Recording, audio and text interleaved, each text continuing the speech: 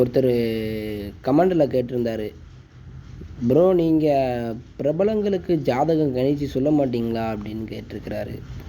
ஏங்க நான் சொல்ல மாட்டேன்னு எங்கெங்க சொல்லியிருந்தேன். அதாவது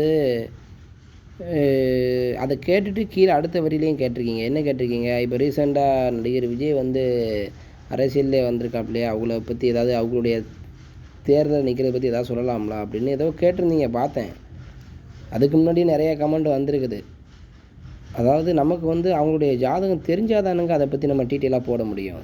எப்படி நம்ம பலன் பார்க்குறது பொதுவாக ஒரு மனிதருக்கு ஜாதக பலன் பார்க்குறதே வந்து அவங்களுடைய ஜாதகம் சரிதானா அப்படிங்கிறத நம்ம எப்படி செக் பண்ணுறோம் நடைமுறையில். அதுவும் நான் அடிக்கடி சொல்லியிருக்கிறேன். ஒரு கிளைண்ட் வந்து என்கிட்ட ஜாதகம் பார்க்க வராங்க அப்படின்னா அவங்கள நான் எதுவுமே பேச விட்றது கிடையாது.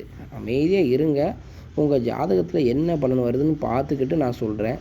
அதுக்கப்புறம் இங்கே கேட்கக்கூடிய கேள்வியை கேளுங்கன்னு நான் சொல்கிறேன். இது எதுக்கு சொல்கிறேன் அப்படின்னா, ஆமாம் இதுக்கு தான் வந்திருக்கோம் அப்படின்னு அதாவது நான் சொன்னதுக்கப்புறம் ஆமாம் இதுக்கு தான் வந்திருக்கோம் அப்படின்னு அவங்க சொல்கிறாங்கன்னு வைங்க, ஜாதகம் கரெக்டாக இருக்கலாம்.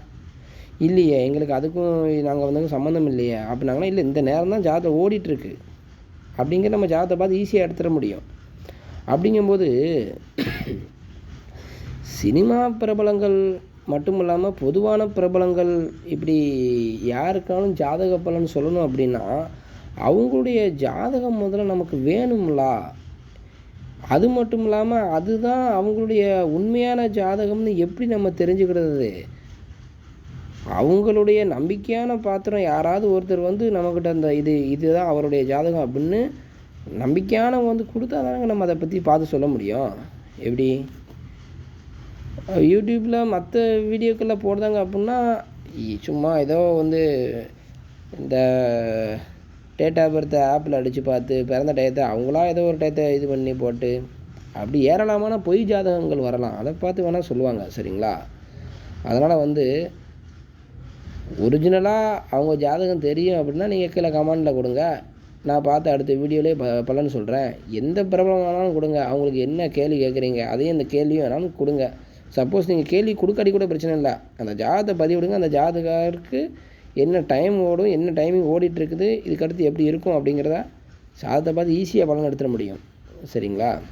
அதனால் இந்த வலைத்தளங்களில் வரக்கூடிய பிரபலங்களுடைய ஜாதகத்தை பார்த்து ஏமாந்து போகாதீங்க. அது வந்து உண்மைக்கு புறம்பானது. பொய் தான் சொல்லலாம். இன்னும் சொல்லப்போனால் உங்கள்கிட்ட வந்து கொடுத்தாங்களா உண்மையான ஜாதகம் கொடுத்து பலன் கேட்டு அதை அலசி நம்ம பலன் சொன்னால் சரியாக இருக்கும். சரிங்களா? சரி, ஜோதிட ரீதியாக நிறையா சந்தேகங்கள் இருக்குது உங்களுக்கு. கேளுங்க, கமெண்டில் கேளுங்க. பலனும் பதிலும் தந்துக்கிட்டே இருக்கிறேன். வாழ்க வளமுடன்.